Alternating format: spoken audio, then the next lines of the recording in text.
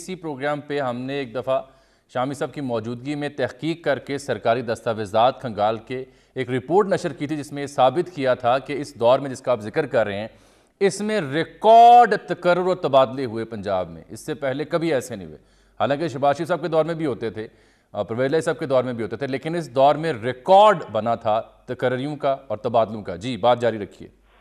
जी देखिए जावेद साहब, एक इमेज था जनरली पीटीआई की लीडरशिप का कि शायद वो आपको याद होगा कि उन्होंने जहाँ वहाँ पर वो इंसान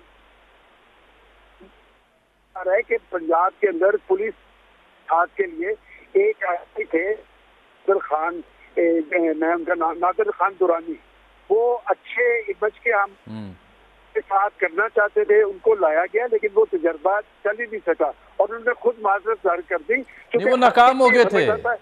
जी नाकाम हो गए थे। और इसके बाद आप देखें ना 3 में 4 आईजी तब्दील हो रहे हैं, चीफ सेक्रेटरी तब्दील हो रहे हैं और असल चीज की निशानदेही कोई नहीं कर पा रहा था। निशानदेही यही थी कि उस वक्त इंतजामी तबादले चीफ सेक्रेटरी और आईजी साहब की वजह से होने की बजाय एक खास माइंड सेट था जो उसके लिए काम कर रहा था और उसमें इस मोहतरमा का नाम भी शामिल था। इन मोहतरमा को अप्रोच किया जाता था और एक खास तरीकेकार के मुताबिक पोस्टिंग ट्रांसफर होती थी। और इससे पहले जावेद साहब, अगर मैं ये कहूँ कि शहबाज शरीफ साहब के दौर में ऐसी रिपोर्ट्स मौजूद है कि पंजाब को वल्नरेबल सूबा करार दिया जाता था इंटरनेशनल रिपोर्ट्स में, लेकिन इनके 3.5 साल दौर में पंजाब के अंदर जो कुछ होता रहा मैं नहीं कहता, इनके गुजरा कहते हैं कि इससे ज्यादा बद इंतजामी देखने में नहीं आई और खास तौर पर पोस्टिंग